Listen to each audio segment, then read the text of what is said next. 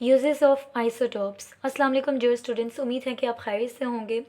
My name is Sonia and you are watching my YouTube channel that is Bright World Academy. Uses of isotopes, आज जो हम topic discuss करने जा रहे हैं that is uses of isotopes. सबसे पहले आपको पता होना चाहिए आइसोटॉप्स क्या होते हैं बेटा, ठीक है।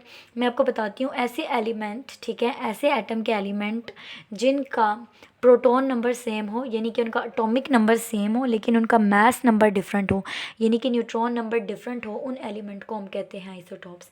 जैसे आइसोटॉप ऑफ हाइड्रोजन है हमारे पास। हाइड्रोजन का जो पहला है जिसको हम प्रोटियम कहते हैं, उसका है न्यूट्रॉन उसके पास होता ही नहीं है।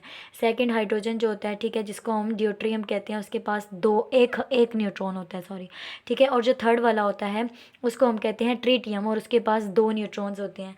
तो डिफरेंट न्यूट्रॉन्स होने की वजह से, जबकि उनका प्रोटॉन जो है 1 ही होता है हाइड्रोजन का, उसको हम लोग कहते हैं आइसोटॉप। अब वो इनके यूजेस क्या हैं, अब हमें ये पढ़ने को मिलेगा।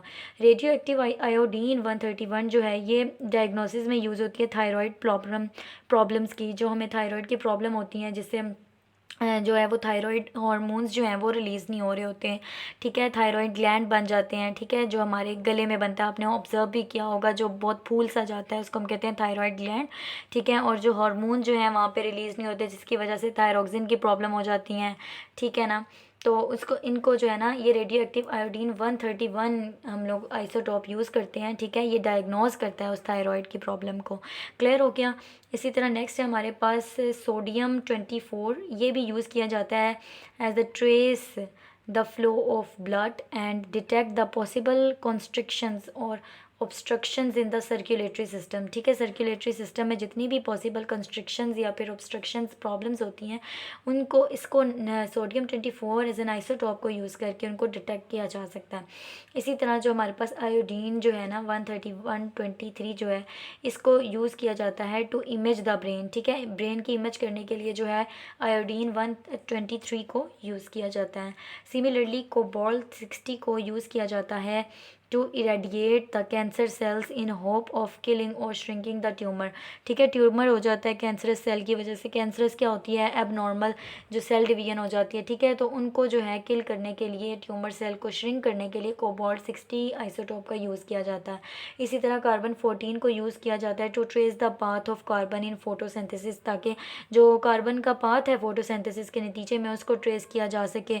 और रेडियो एक्टिव आइसोटॉप्स को यूज़ किया जाता है to determine the molecular structure को डिटर्मिन किया जा सके। जैसे कि सल्फ़र 35 है, उसको यूज़ किया जा सकता है थायोसल्फेट को डिटेक्ट करने की। ये मोलिकुलर स्ट्रक्चर ही है ना इसका आयन के फॉर्म में, ठीक है। तो सल्फ़र 35 को यूज़ किया जाएगा ताकि डिटर्मिन किया जा सके थायोसल्फेट आयन को।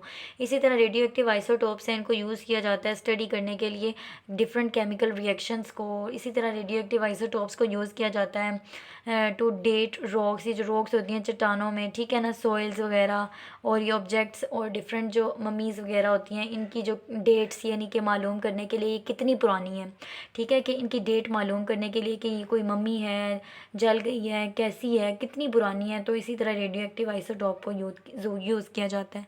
तो ये था जी सिंपल सा टॉपिक, आपने इसको एज इट इज़ याद करना है, क्योंकि ये यूजेस हैं, यूजेस तो बच्चे आपको पता है एज इट इज़ याद करते हैं।